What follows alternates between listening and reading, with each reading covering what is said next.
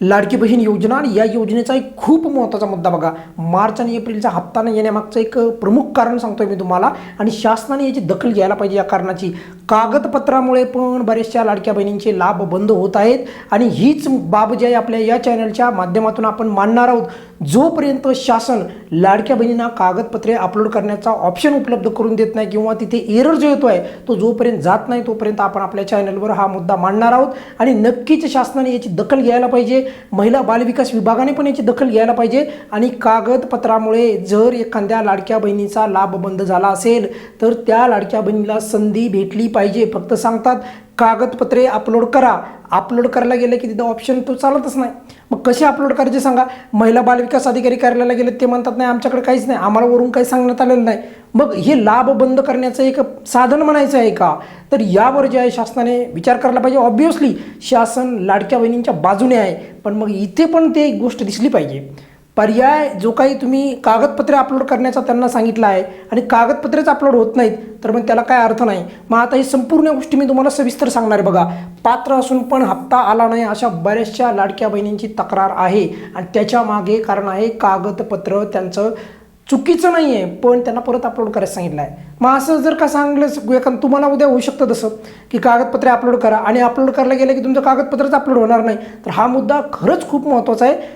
लवकर याची दखल घ्यावी आणि लवकरात लवकर मी ज्या गोष्टी सांगतोय तर शासनाने किमान त्याच्यावर काहीतरी दयामाया दाखवून लाडक्या बहिणींच्या बाजूने कागदपत्रे अपलोड करण्यासाठी त्यांना काहीतरी पर्यायी व्यवस्था करावी. आता काय सविस्तर मुद्दा आहे मी सांगतो बघा. कागदपत्राचा त्यांचा कसा लाभ थांबलाय वगैरे सर्व सांगतो बघा. बघा, रेशन कार्ड अपलोड करा असं तुम्हाला आलं आहे का? आणि बघा, फक्त गरजेचं नाही, बऱ्याचशा लाडक्या बहिणींसाठी महत्त्वाचं सांगतो आहे की जर तुम्हाला अशी अडचण नसेल आली तर पुढे तुम्हाला भविष्यात आली तर मग तुमचा पण लाभ बंद होऊ शकतो. त्यामुळे असं कुणालाही होऊ नये अशी माझी इच्छा आहे. त्यामुळे त्या लाडक्या बहिणींच्या बाजूने आपल्याला बोलणं अत्यंत गरजेचं आहे. त्यांचा मुद्दा शासनापर्यंत पोहोचवणं अत्यंत गरजेचं आहे. रेशन कार्ड अपलोड करा. आता तुम्ही म्हणाल सर त्यांनी रेशन कार्ड चुकीचं दिलं असेल, पण प्रत्येक लाभार्थीने रेशन कार्ड चुकीचं दिलं नव्हतं तर त्यांना रेशन कार्ड अपलोड करायला सांगितलं पण रेशन कार्ड अपलोड होत नाही. महिला बालविकास अधिकारी करायला गेले तिथं पण घेत नाहीत. नेमकं कुठे अपलोड करायचं आहे आणि कुणाला द्यायचं रेशन कार्ड असा प्रश्न पडला आहे. आता तुम्ही म्हणाल की सर तक्रार या पर्यायामध्ये जाऊन तिथे अपलोड करता येईल कागदपत्रे. मी स्वतः असं ते बऱ्याचशा लाडक्या बहिणींचे कागदपत्रे अपलोड करून पाहिले आहेत. तर अजूनही एक आठवडा झाला कोणालाही रिस्पॉन्स आला नाही. इन रिव्ह्यूमध्येच ती तक्रार आहे. मग असं किती दिवस चालणार आहे? असं त्या लाडक्या बहिणींचे हप्ते तर मग 4-5 हप्ते जे आहेत असेच टिकून म्हणजे त्याला आपण म्हणूया जाते निघून. तर असं नाही झालं पाहिजे. आज ही जी समस्या त्यांच्याकडे आलेली आहे त्या लाडक्या बहिणींच्या लाभावर बेतलेली आहे तशी आपल्या पण लाभावर बेतू शकते. त्यामुळे शासनाने नक्कीच यावर लक्ष दिलं पाहिजे. मी ज्या गोष्टी सांगतो आहे त्याच्यात नक्कीच सुधारणा करण्याची जी आहे प्रवृत्ती पुढे दाखवायला पाहिजे आणि नक्कीच होईल पण तसं म्हणजे सुधारणा होईल अशी मला अपेक्षा आहे. नेहमी सरकार सकारात्मक असतं असं पण मला वाटतं आहे. बघा, आधार कार्ड अपलोड करायला सांगितलं बऱ्याचशा लोकांना. बऱ्याचशा लाभार्थ्यांचा लाभ बंद झाला त्यांना सांगितलं की आधार कार्ड अपलोड करा. आता तुम्ही म्हणाल सर आधार कार्ड का बरं त्यांनी सांगितलं असेल अपलोड करायचं तर कुणाचा तरी फोटो क्लिअर दिसत नसेल. मग आता त्या लाडक्या बहिणींना जे आहे बघा परत जे आहे फोटो क्लिअर असणार आधार कार्ड अपलोड करायला गेली तर आधार कार्डच अपलोड होत नाही. तुम्ही म्हणाल सर रेशन कार्ड का सांगितलं असेल? रेशन कार्डवर त्या लाभार्थीचं नाव दिसत नसेल. कदाचित त्या लाडक्या बहिणीचं लग्न झालं असेल तेव्हा त्या वडिलाचं नाव असेल रेशन कार्डावर आणि आता नवीन रेशन कार्ड जोडलं असेल. असं बऱ्याचशा वेगवेगळ्या कारणामुळे लाभार्थ्यांना कागदपत्रे अपलोड करा यामुळे प्रचंड लाभार्थ्यांचा लाभ बंद होतो आहे. तर ह्या मुद्द्याची शासनाने दखल घ्यायला पाहिजे. कागदपत्रे अपलोड करा म्हणलं तर त्यांना अपलोड करायचा पर्याय जो आहे तो तिथे दिसला पाहिजे, अपलोड करता आले पाहिजे. एवढीच जी आहे या व्हिडिओच्या माध्यमातून विनंती आहे. त्या लाभार्थ्यांना त्यांचा लाभ जो आहे चालू ठेवता आला पाहिजे. त्यासाठी त्यांना त्यांचा जो हक्क आहे तो मिळवण्यासाठी पर्याय उपलब्ध राहायला पाहिजे की नाही. नाहीतर असं नाही व्हायला पाहिजे की आज या लाडक्या बहिणीवर बेतलाय उद्या दुसऱ्या तुमच्यावर बेतू शकतं. तर तसं नाही व्हायला पाहिजे. बघा, उत्पन्नाचे प्रमाणपत्र बऱ्याचशा लाडक्या बहिणींना सांगितलं आहे की तुम्ही उत्पन्नाचे कागदपत्र अपलोड करा. आता तुम्ही म्हणाल हे नेमकं होते कुठे सर? तर बघा तुम्हाला सांगतो सविस्तर. हे बघा, हे जर तुम्ही त्यांना हे बघा आता इथे बघा पहिल्यांदा काय सांगितलं अप्रूव्हल झाला आहे म्हणजे त्यांना लाभ चालू झाला. त्यानंतर बघा पेंडिंग जे आहे व्हिलेज लेवल पेंडिंग होता आणि सर्वांचाच व्हिलेज लेवल पेंडिंग असतो. प्रोव्हिजनली त्यांचा फॉर्म जो आहे रिजेक्ट केला आणि काय सांगितलं त्यांना की तुम्ही जे आहे तुमचं जे इन्कम सर्टिफिकेट आहे ते अपलोड करा.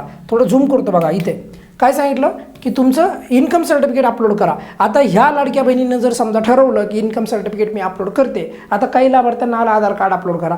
काही लाभार्थ्यांना आलं की तुम्ही तुमचं जे काही रेशन कार्ड आहे ते अपलोड करा. मग हे कुठं करायचं असतं तर बघा, उदाहरणासाठी सांगतोय, आपण याच्याच वरती जर गेलो तर इथे अशा प्रकारचे डॉक्युमेंट्स अपलोड म्हणून एक पर्याय असतो बघा इथे. आता इथे बघा, रेशन कार्ड अपलोड करायचं असेल कुणाला, आता रेशन कार्ड, कुणाला हमीपत्र सांगितलं असेल तर हमीपत्र, कुणाला बँकचं पासबुक सांगितलं असेल तर बँक पासबुक, कुणाला ॲप्लिकेशनचा फोटो सांगितला असेल तर ॲप्लिकेशनचा फोटो, असे वेगवेगळे आधार कार्ड सांगितलं असेल तर आधार कार्डचा फोटो. आपण इथे जर का समजा उदाहरणासाठी एक एक्झाम्पल म्हणून सांगतो आहे, एखाद्या लाडक्या बहिणीला सांगितलं तुम्ही की रेशन कार्ड अपलोड करा, काय सांगितलं, रेशन कार्ड अपलोड करा, आणि रेशन कार्डला इथे जर तुम्ही क्लिक केलं समजा व्ह्यू फाईलवर, पण इथे व्ह्यू फाईलवर क्लिक केल्याच्या नंतर कागदपत्रच अपलोड होत नाही ना, मग कसं अपलोड करणार, हाच माझा मुद्दा आहे शासनाला. कशा पद्धतीने लाडक्या बहिणी कागदपत्रे अपलोड करणार, हा टेक्निकल पोर्टलवरचा एरर आहे. तर तो शासनाला हात जोडून विनंती आहे, लवकरात लवकर तो प्रॉब्लेम जो आहे तर तो सॉल्व करा.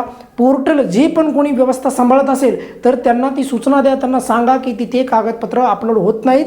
लाखो लाडक्या बहिणींच्या तशा तक्रारी आहेत, आणि तुम्हाला पण जर अशी अडचण येत असेल तर कमेंट्समध्ये नक्की सांगा, म्हणजे आपल्याला पुढे पण सांगता येईल. आणि जेव्हा जर इथं फाईल अपलोड झाल्याच्या नंतर तर त्या लाडक्या बहिणीनं कागदपत्र दिल्याच्या नंतर त्याचा लाभ चालू होईल की नाही, हो होणार, बरोबर. पण कागदपत्र अपलोड तर व्हायला पाहिजे. तर त्यामुळेच मी सांगतो आहे शासनाने, की शासनाने काय केले सध्या, शासनाने म्हणजे काय म्हणता येईल आपल्याला त्याला, की कोणीतरी मधले जे काही अधिकारी असतात तर त्यांनाच या समस्याचं खरंच त्यांना माहीत आहे का, की आपण अपलोड करायला तर सांगतो आहे पण अपलोड होत नाही. जर माहीत असेल तर मग एक फार चुकीचं आहे, आणि जर माहीत नसेल तर मग दुरुस्ती करा. पोर्टलवर अपलोड फाईलवर क्लिक केल्याच्या नंतर कागदपत्र अपलोड झालंच पाहिजे, अशा पद्धतीने, असं माझं तरी मत आहे बघा. आणि ऑब्व्हियसली असलं पाहिजे, कागदपत्रे अपलोड करायला सांगण्यात आलेले स्पष्टपणे विचारणं, कागदपत्रे अपलोड करा, आणि पण कागदपत्र अपलोड करायला गेलं कागदपत्रच अपलोड होत नाही, मग पात्र असून काय फायदा सांगा बरं तुम्ही, पात्र असून पण फायदा नाही. त्यामुळे माझं असं मत आहे की तुम्ही जर का कागदपत्र अपलोड करायला सांगितलं असेल तर समजा एखाद्या लाडक्या बहिणीला जे संबंधित कागदपत्र अपलोड करायला सांगितलं असेल तर ते अपलोड झालं पाहिजे. पोर्टलवर तो एरर आहे, त्यामुळे ज्यांच्याकडे पोर्टल चालवायची व्यवस्था आहे तर त्यांनी पण ही गोष्ट लक्षात घ्यावी, आणि जास्तीत जास्त लाडक्या बहिणी ज्या पात्र आहेत, जर अशा लाडक्या बहिणींचा लाभ बंद होत असेल तर आपण अजिबात शांत बसणार नाही. या लाडक्या बहिणींना न्याय भेटलाच पाहिजे, या लाडक्या बहिणींचा लाभ बंद होता कामा नाही. आधार कार्ड किरकोळ कारण आहे, जर चुकीचं आधार कार्ड असेल, एखाद्या पुरुषाने समजा लाभ घेत असेल तर ऑब्व्हियसली त्यांनी त्या पुरुषाचा लाभ थांबायला पाहिजे. पण जर एखादी लाडकी बहीण असेल आणि तुम्ही त्यांना सांगितलं की तुमचा फोटो व्यवस्थित नाही आला आहे, तुमचं नाव व्यवस्थित नाही आलेलं आहे, तुमचं जे काही लग्नाच्या नंतरचं नाव मिसमॅच होत आहे, तर त्या लाडक्या बहिणीला सिद्ध करण्यासाठी व्ह्यू फाईलवर क्लिक केल्याच्या नंतर, अपलोड केल्याच्या नंतर, त्या लाडक्या बहिणीने संबंधित सांगितल्याच्या नंतर हे माझे अपडेटेड आधार कार्ड आहे किंवा हे माझे अपडेटेड रेशन कार्ड आहे, यानुसार मला लाभ गृहीत धरावा, आणि त्या पद्धतीने तुम्ही चेक करा. जर त्याच्यात काही अडचण असेल तर तुम्ही त्यांना रिजेक्ट करा, पण त्याच्यात अडचण नसेल तर रिजेक्ट करू नका.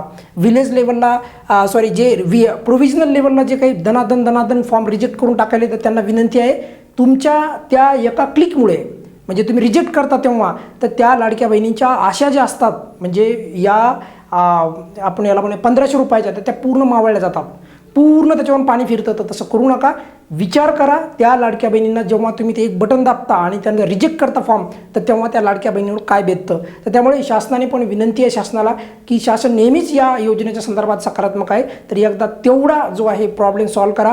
कागदपत्र व्ह्यू फाईलवर क्लिक केल्याच्या नंतर अपलोड व्हावे, एवढीच व्हिडिओच्या शेवटी शासनाला विनंती आहे. या व्हिडिओमध्ये आपण इथेच थांबूयात बघा.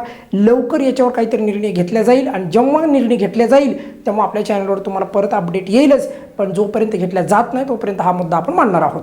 या व्हिडिओमध्ये आपण इथेच थांबूयात. काय अडचण असेल तर नेहमीप्रमाणे कमेंट्समध्ये विचारू शकता. धन्यवाद.